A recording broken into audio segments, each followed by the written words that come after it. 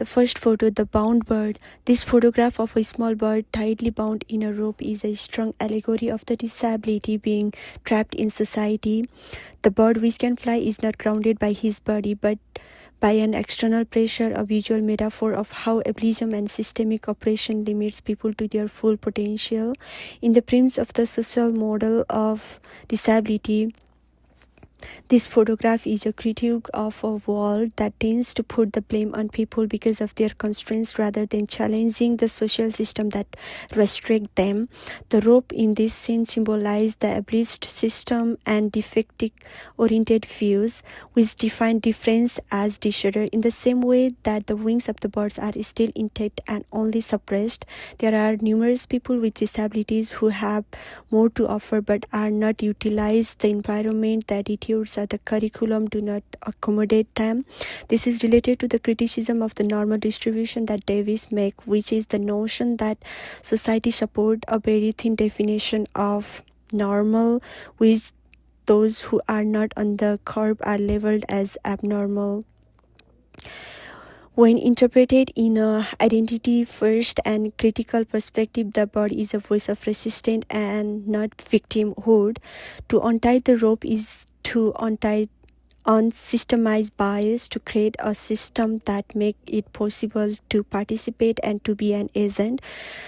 The final thing is that this picture encouraged a shared action to change the attitude of a PT to partnership, diagnosis to dialogue, and exclusion to empowerment.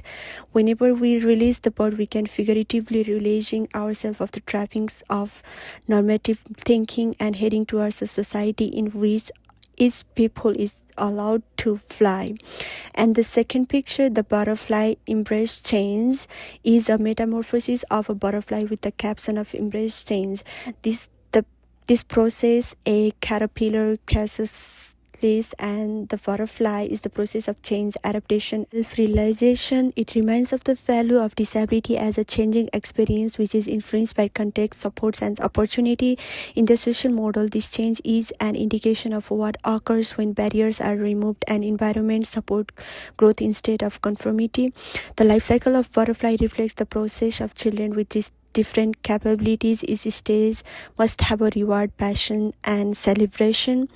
Development is not a one-dimensional process, but rather learning is dynamic, diverse, and responsive.